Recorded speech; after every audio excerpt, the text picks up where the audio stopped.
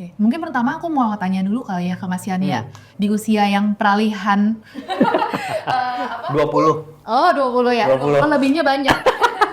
Lebih banyak yang ternyata mengalami burnout gitu ya. Ketika kita nggak bisa menamai untuk meregulasinya ya gimana gitu kan.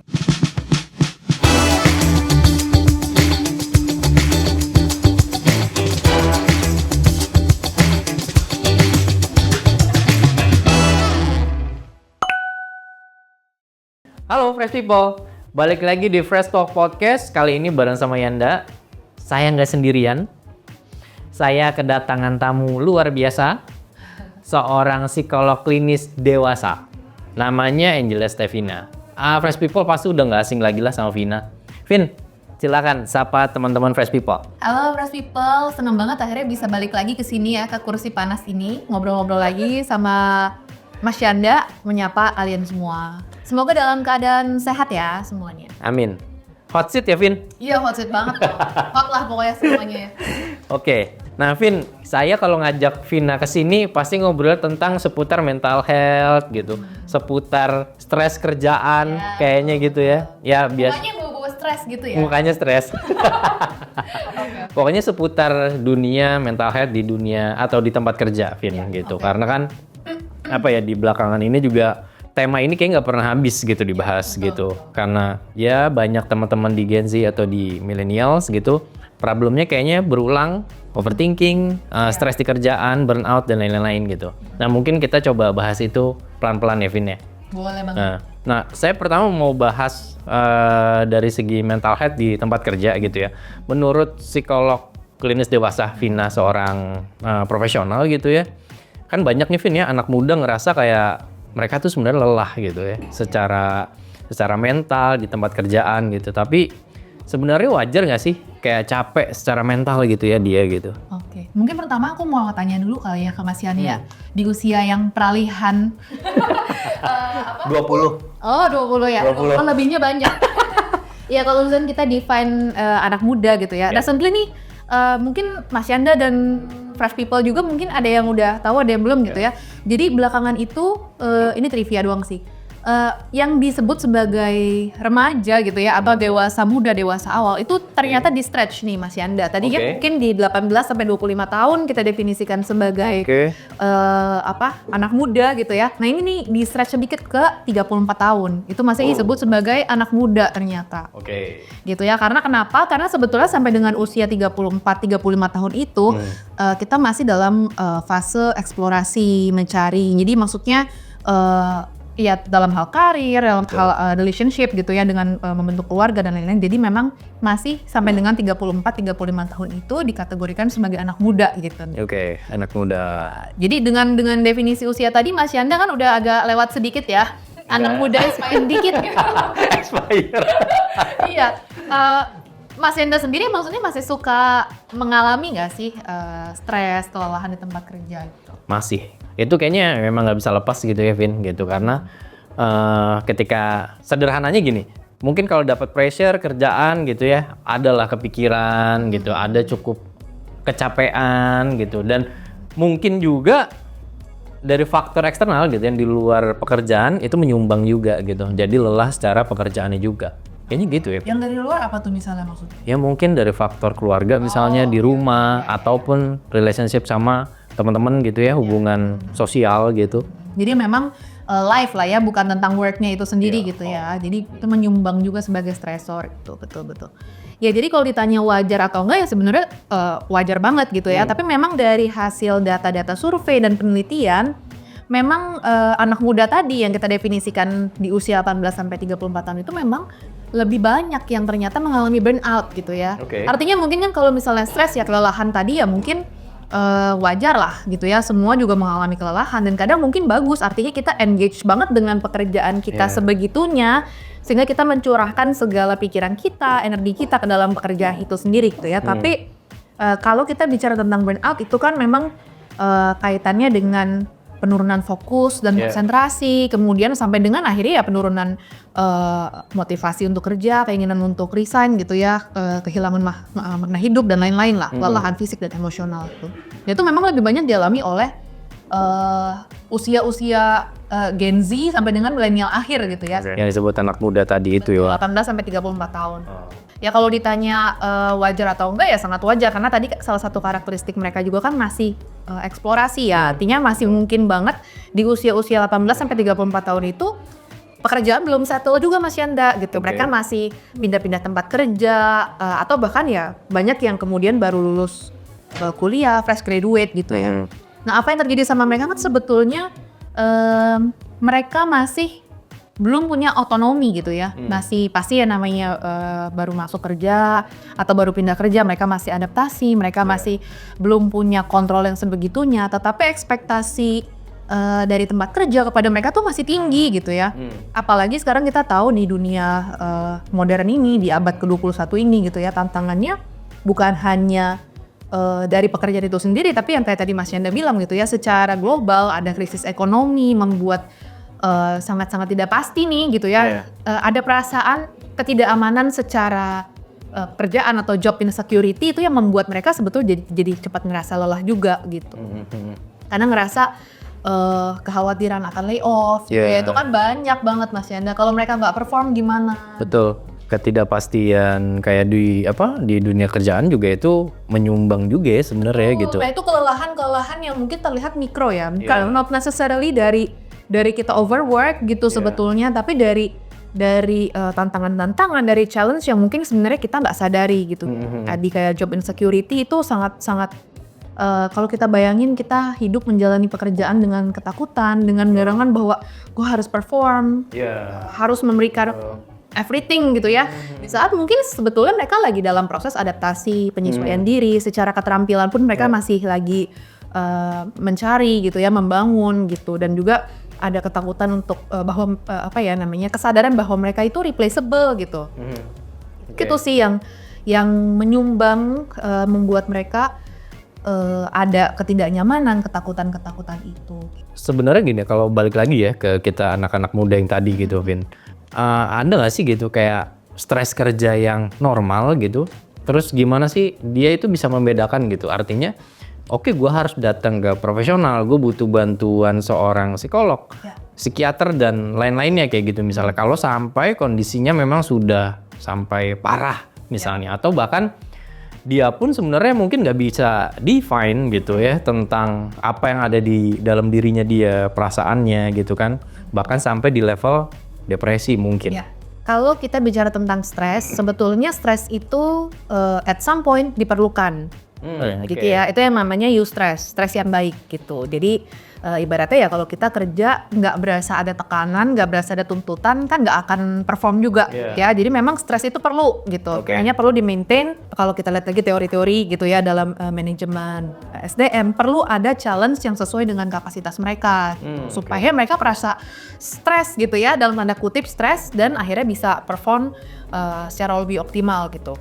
Tapi kemudian ada juga stres yang tidak baik, dan ini yang akhirnya banyak yang mengganggu gitu ya. Stres yang tidak baik itu kalau misalnya ya sudah betul-betul sampai dengan misalnya tidur ke bawah mimpi, atau bahkan kemudian jadi susah tidur gitu ya Mas.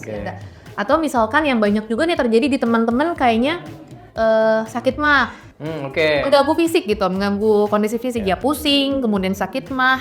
Dalam seminggu pasti ada aja nih izin sakit gitu ya. Itu banyak lah gitu yang akhirnya mengganggu gitu. Jadi kalau ditanya kapan sebetulnya perlu mencari bantuan profesional, ya sebetulnya sangat baik jika belum sampai berkembang menjadi sebuah gangguan. Ya mencegah lebih baik daripada mengobati pun lebih baik ketika belum menjadi parah gitu ya akhirnya. Jadi penting banget buat kita semua aware gitu ya, kalau misalkan memang sudah sampai dengan mengganggu tadi tidur, kualitas tidur, makan, jadi ada perubahan, kenaikan atau penurunan pola makan gitu ya.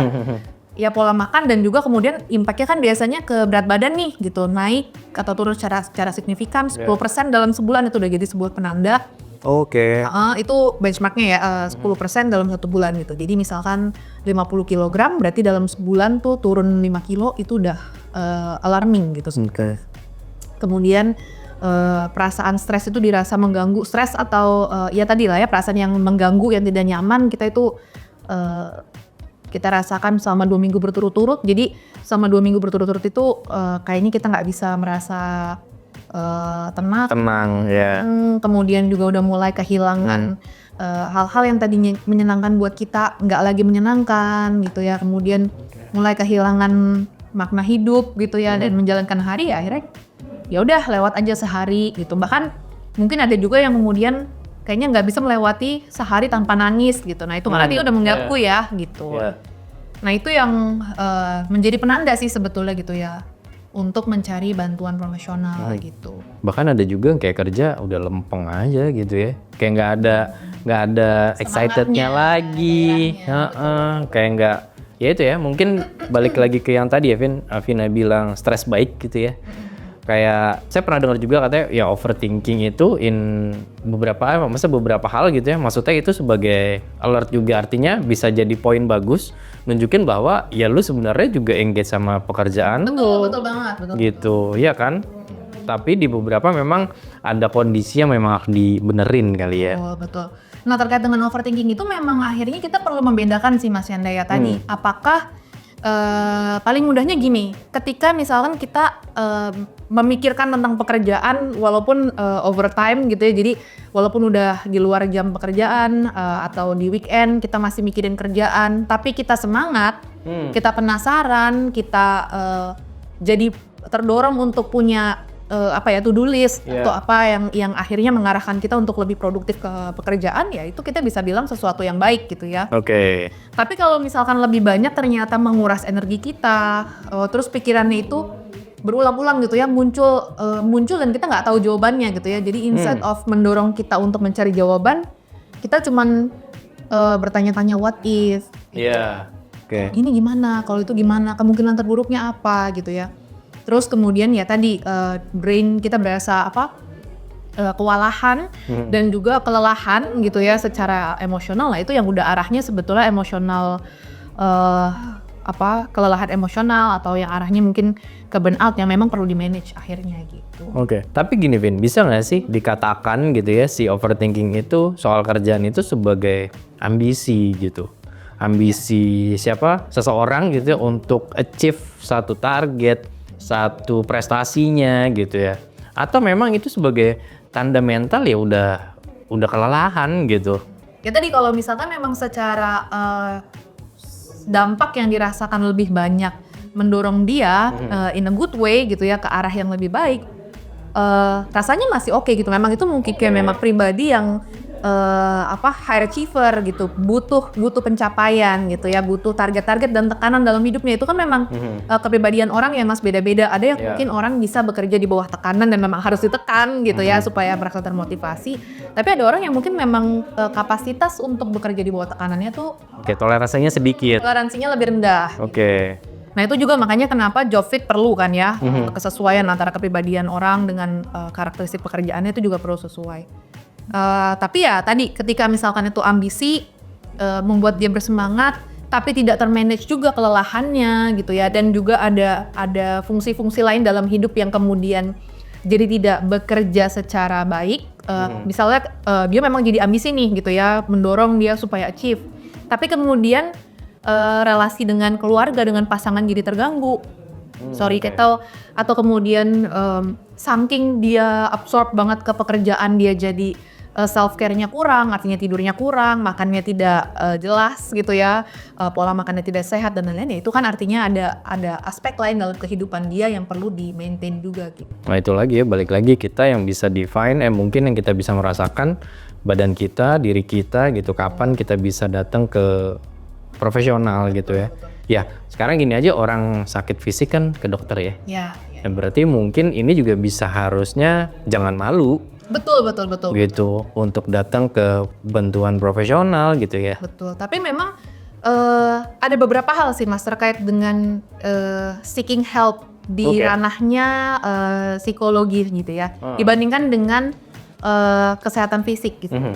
Dari segi stigma tadi yang Mas Yanda bilang ya, masih banyak yang malu, yang takut gitu mendapatkan cap yang nggak enak lah dari masyarakat gitu ya, karena biar bagaimanapun ya masih ada memang takut dianggap lemah lah setidaknya gitu ya. Apalagi kan Gen Z itu kan dibilangnya generasi strawberry lah gitu ya, gampang tertekan, padahal memang challenge-nya beda Mas gitu ya, dibandingkan dengan generasi yang sebelumnya gitu.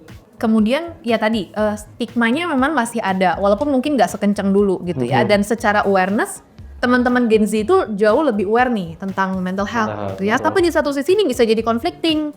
Mereka bisa aware, kayaknya ada yang salah deh sama diri gue gitu ya. Lebih aware dibandingkan generasi sebelumnya gitu. Tapi ketakutan dan rasa malu, rasa ragu-ragu, takut malu, ragu-ragu itu tetap masih dirasakan gitu. Jadi itu malah bisa jadi konflik nih gitu. Mungkin kalau orang zaman dulu gitu ya sebutannya ya, mungkin mereka nggak aware dan nggak mau dan nggak aware gitu, jadi lebih nggak ada lebih kecil lah konflik internalnya, kan? Tapi kalau di Gen Z ya itu tantangannya, mereka aware tapi mereka masih ada ketakutan, ragu-ragu, itu satu. Terus kemudian juga kalau kita bicara tentang gejala, kesehatan mental sama fisik itu memang beda ya. Kalau fisik misalkan yang paling umum deh demam gitu ya, itu terukur Mas. Pokoknya ada batasnya nih, kalau dia di atas 37,5 tuh udah masuknya demam gitu ya.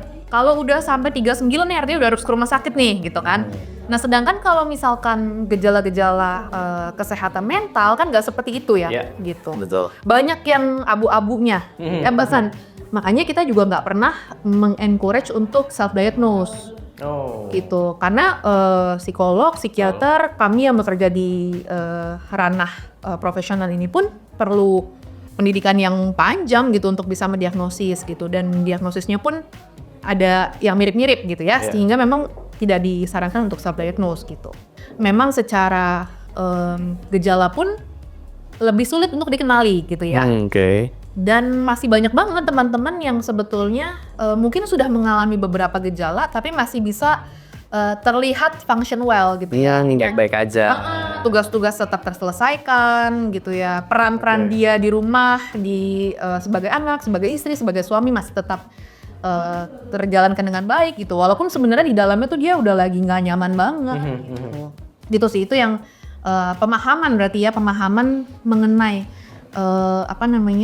gejala-gejala tentang kesehatan mental itu sendiri yang mungkin belum banyak masyarakat itu aware gitu ya, yang akhirnya jadi mereka nggak tahu nih ini sebenarnya normal atau enggak, sudah betul atau belum. Nah itu pemahaman itu yang memang masih kami tenaga profesional pun perjuangkan gitu. Yang kayak tadi Mas Yanda juga sempat tanyakan kan gitu ya, kapan sih sebenarnya kita perlu seek help gitu. Itu yang teman-teman mungkin banyak yang sudah mulai paham, mulai tahu gitu ya, tapi yang belum pun masih banyak. Itu jadi satu stigma, kedua tadi terkait dengan pemahaman mengenai kesehatan mental, yang ketiga itu akses Mas Yanda.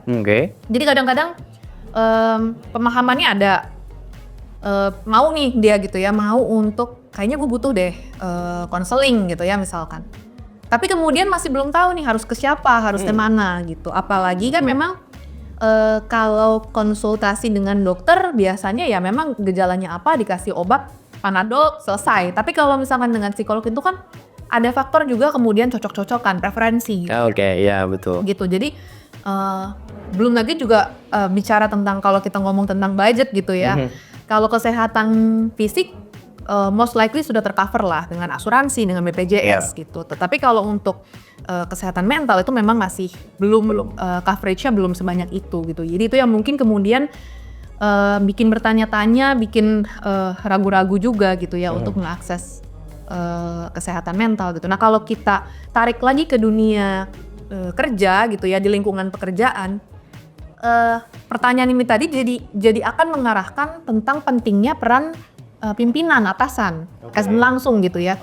Karena kadang yang sadar akan gejala-gejalanya itu mungkin bukan diri kita sendiri gitu ya. Mungkin teman-teman yang satu tim atau atasannya gitu. Karena kan mungkin ada yang kemudian misalnya pekerjaannya ada penurunan dari segi produktivitas gitu. Atau mungkin kalau makanya penting juga nih kalau leaders gitu ya, selain kepemimpinan leadership-nya yang perlu kuat, ya tadi pemahaman mengenai mental health ini juga jadi penting buat para leaders gitu ya, supaya mereka bisa mengenali ketika oh kayaknya ini ada yang off nih dengan orang ini ya, dengan anggota timnya gitu. Jadi ya sebelum semakin parah, mungkin dianya sendiri belum sadar, bisa dibantu sama pimpinannya sama leadernya gitu. Bantuannya ya bisa dengan hanya sekedar ditanya gimana kabarnya, what's going on dengan kehidupan kamu belakangan gitu.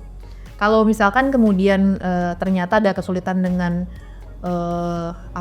pekerjaan yang kaitannya dengan keterampilan dia kan mudah ya sebenarnya, bisa dibantu, dikasih pelatihan kah, atau mungkin bisa dimintakan bantuan temennya atau seperti apa. Tapi kalau misalkan memang arahnya lebih ke arah permasalahan yang sifatnya terkait dengan kesehatan mental, mungkin bisa juga dari atasan ini merekomendasikan ke tenaga profesional gitu ya. Iya, terkadang memang kita gitu ya, misalnya entah sebagai tim member gitu ya, yang nggak ngeh juga gitu ya, kalau tuh kayaknya ada masalah dia gitu. Tapi justru yang ngeh itu adalah di lingkungannya justru. Kerjaan sering meleset deadline-nya gitu kan, mungkin ada beberapa masalah yang lainnya juga gitu, jadi mempengaruhi productivity-nya juga. Nah, selain itu juga gini Devin, ada yang beranggapan soal dia itu ngerasa bersalah kalau lagi saat istirahat, saat dia weekend, mungkin ada fasenya, ada kalanya weekend itu memang harus kerja. Gitu. Tapi ada kalanya juga kan weekend jangan dong istirahat gitu. Nah, beberapa orang tuh ada Vin yang beranggapan bahkan di teman-teman gitu ya, kayak duh gue weekend kok nggak ngapa-ngapain ya, ini konteksnya pekerjaan ya gitu. Jadi kayak dia tuh ngerasa bersalah gitu Vin. Nah, kalau dilihat ini kan kayak mungkin semacam toxic productivity gitu ya. Nah, sebenarnya ada nggak sih Vin dampak jangka panjangnya, apa sih yang paling parah gitu ya? Kalau kira-kira dengan paling parah pasti ya arahnya adalah ke burnout, kemudian ke gangguan-gangguan kesehatan mental yang mungkin kecemasan kah, atau depresi, atau yang ke arah sana gitu lah ya Mas Yanda. Tapi kemudian mungkin kalau ditanya dampaknya ya, sebenarnya dampaknya dari toxic productivity itu sendiri bukan cuma ke dia doang kalau kita lihat secara lebih luas ya. Karena kan pasti orang-orang yang seperti ini tadi ada misalkan dia kemudian diberikan tugas, kemudian dia menyelesaikan sebelum waktu yang diharapkan, kemudian misalkan memberikan lebih dari yang dia minta gitu ya, yang sebetulnya bagus gitu, dan pasti sebagai leader juga akan lebih prefer yang seperti itu. Happy dong. Betul. Tapi kemudian kan itu akan set the standar yang akhirnya tidak sehat untuk teman-temannya gitu, teman-teman dalam tim. Mungkin tadinya cuma satu orang nih yang kayak gitu ya. Tapi karena kemudian misalkan atasannya juga jadi menerapkan standar yang sama dong, yang lain dia harus bisa gitu kan. Nah itu akan jadi bikin lingkungan kerja yang gak sehat juga akhirnya gitu. Kalau memang orang-orang di situ juga nggak bisa menerapkan healthy boundaries ya gitu. Oke, yang sebenarnya juga harus di set standar yang disepakatin gitu ya. Betul. Jadi ya tadi balik lagi kalau kita ngomong tentang kesehatan mental di tempat kerja, memang peran pemimpin itu akhirnya jadi penting ya, karena kan leader itu pasti yang akan dia yang tadi melihat secara helikopter gitu ya, iklim dari timnya, kemudian dia juga yang bisa membagi tugas gitu. Jadi ketika tadi kita ngeliat ada orang yang di satu sisi mungkin overachieve gitu ya, sebetulnya, tapi kemudian bisa berdampak pada yang lain, merasa bersalah dan lain sebagainya. Nah itu leaders yang harus bisa menerapkan batasan-batasan yang memang masih sehat gitu. Nah ini juga ya, namanya memang nggak bisa lepas lah ya. Bukan berarti seorang leader delegasi selesai gitu. Nggak bisa banget gitu ya. Nah Vin, dari pengalaman Vina seorang psikolog klinis gitu ya, ada nggak sih Vin? Boleh ceritain nggak yang keluhan yang paling banyak gitu ya dari teman-teman Gen Z, milenial gitu? Konteks mereka stres di tempat kerjanya apa sih?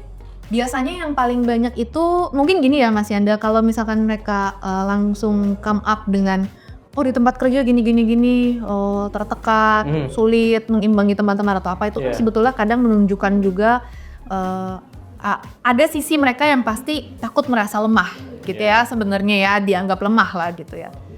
Makanya sebetulnya di dalam ruang praktek, walaupun sih kita nggak pernah menganggap itu sebagai kelemahan, karena pasti sebetulnya bukan itu core masalahnya gitu ya. Biasanya yang muncul itu adalah kehilangan makna gitu. Jadi mereka kayak, gue sebenarnya kerja posisi udah oke, stabil gitu ya, secara gaji, secara pendapatan itu sebetulnya udah cukup banget, bahkan udah bisa ngasih ke orang tua juga. tapi kok ngerasanya kemudian nggak puas ya. Oke. Apa sih sebenarnya yang dikejar dalam hidup gitu. Yap. Gue kerja mau ngapain ya? Ya karena kalau misalkan kita telusuri lagi gitu ya root cause-nya ya mungkin tadi sebetulnya ada ketidaksesuaian antara ekspektasi dia dengan dukungan apa yang diberikan dari tempat kerjanya kah gitu. Kemudian juga ya ada micro trauma yang build up gitu ya, nggak tertangani dengan baik, yang akhirnya ya kemudian membuat dia merasa kayak gitu, mempertanyakan lagi ini kerja sebenarnya buat apa gitu. Tapi ya memang kalau kita lihat secara konteks di usia 30-an gitu ya, itu kan memang sedang masa-masanya mencari makna hidup ya Mas. Betul. Jadi memang banyakan sih itu ya temanya yang muncul. Nah, ada nggak sih Vin kayak buat nih teman-teman fresh people gitu ya yang memang kita lagi mungkin mengejar karir gitu ya, cara nih Vin ngejar karir tapi tanpa mengorbankan kesehatan mental gitu, apa aja sih yang harus diperhatikan? Oke, yang pertama mungkin yang terpenting itu memang sebetulnya perlu ada jangkarnya Mas. Oke. Ya, kita perlu tahu kita tuh bekerja memang tujuannya untuk apa? betul. Apakah memang hanya sekedar menutupi luka-luka gitu ya, dalam arti supaya nggak dikejar-kejar orang tua gitu ya. Ditanyain ya habis sudah selesai kuliah mau ngapain, jadi udah deh. Ya gue kerja aja. Apa juga dikerjain gitu ya. Betul. Itu satu yang di permukaan banget gitu. Tapi kemudian banyak juga luka-luka yang sebenarnya pengen menunjukkan superiority misalkan. Jadi ya tadi ada ambisi-ambisi yang sebetulnya bukan ambisi yang sehat gitu artinya. Jadi memang sebenarnya perlu banyak nih kita mendefine gitu, bertanya-tanya konsep sukses kita tuh sebenarnya apa ya gitu. Tapi memang untuk bisa mendefine itu, untuk bisa menyadari hal itu perlu banyak diskusi sama orang, perlu banyak meluangkan waktu untuk diri sendiri gitu ya, untuk ngobrol sama diri sendiri lah gitu. Apa yang ingin dicapai sebetulnya, target apa yang ingin kita cari gitu ya. Karena kadang-kadang udah saking riwahnya hidup gitu ya, nggak punya kesempatan untuk nafas dan sekedar proses gitu.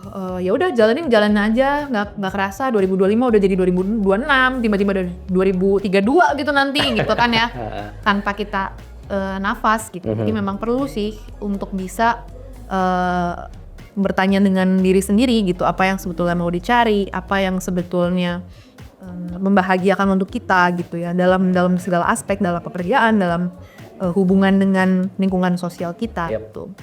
Dan yang kedua mungkin yang juga gak kalah penting ini sih Mas, penting bagi kita untuk memberi izin, memberi waktu buat diri kita untuk kapan kita harus push dan kapan harus pause gitu ya. Oke, push and pause. Oke. Jadi push, mungkin memang ada waktu-waktu kita memang harus wajib push gitu ya, karena memang mungkin ada deadline, ada tuntutan dari pekerjaan yang memang harus kita penuhi gitu ya, tidak bisa dipungkiri. Tapi ada waktu-waktu kita memang harus pause dan it's okay gitu ya. Memang kadang jeda itu ada bukan untuk dikejar, tapi untuk diisi dengan ya tadi kita banyak refleksikan dengan diri kita sendiri, kita membangun hubungan-hubungan yang berkualitas dengan lingkungan sosial kita gitu ya, baik itu di rumah maupun di pekerjaan sekalipun ya, maksudnya dengan teman-teman satu tim atau dengan atasan dengan tim member. Itu sih push and pause ini yang seringkali tuh orang-orang susah untuk ketemu dinamikanya. Makanya tadi jadinya toxic productivity gitu ya. Perasaan bersalah, guilt feeling itu yang banyak dihayati. Oke, tapi buat teman-teman gitu ya Vin, yang memang lagi entah punya masalah dengan mentalnya gitu, ada nggak sih pertolongan pertama banget yang harus mereka lakukan gitu? Untuk diri mereka sendiri? Untuk diri mereka sendiri. Ada nggak ya?